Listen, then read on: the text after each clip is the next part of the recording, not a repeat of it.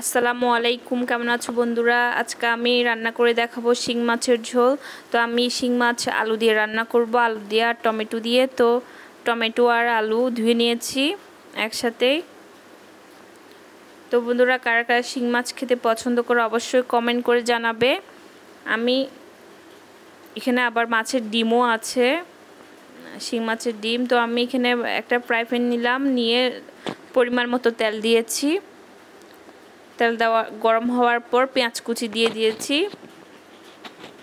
পেঁয়াজ কুচি যখন একটু লালচে হয়ে আসবে তখন আমি দিয়ে দিব পেঁয়াজ বাটা, দিয়ে দিব আদা ও রসুন বাটা, দিয়ে দিলাম হলুদ গুঁড়ো, লবণ স্বাদ মতো, দিয়েছি মরিচের গুঁড়ো, দিয়েছি জিরার গুঁড়ো। এবার নেড়ে চেড়ে দিব। যেহেতু শুকিয়ে এসেছে আমি সামান্য পরিমাণ পানি দিয়ে দিব। পানি দেওয়ার পর সামান্য কষিয়ে দিয়ে দিব টমেটো।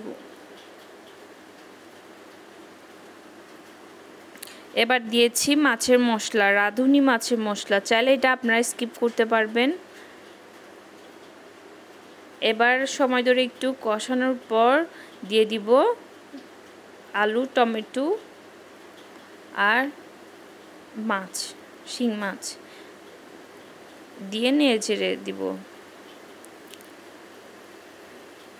নেড়ে চেড়ে দেওয়ার পর 5 মিনিট রেখে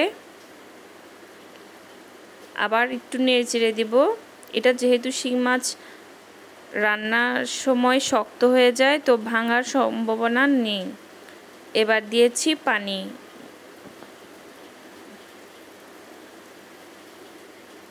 তাই আমি নেড়ে চেড়ে দিচ্ছিলাম, যেহেতু ভেঙে যাওয়ার সম্ভাবনা নেই। এবার ঢাকনাটা দিয়েছি। 10 মিনিট পর আবার একটু নেড়ে চেড়ে দিলাম।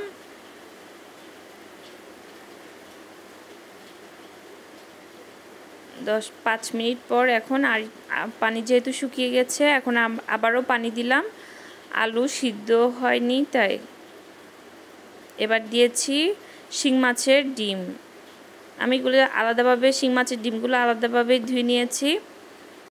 তারপর আমি আরও সামান্য পরিমাণ পানি দিয়েছি। পানি দেওয়ার পর 10 মিনিট পর যখন আলু সিদ্ধ হয়ে এসেছে দিয়ে দিয়েছি ধনিয়া পাতা আর কাঁচামরিচ।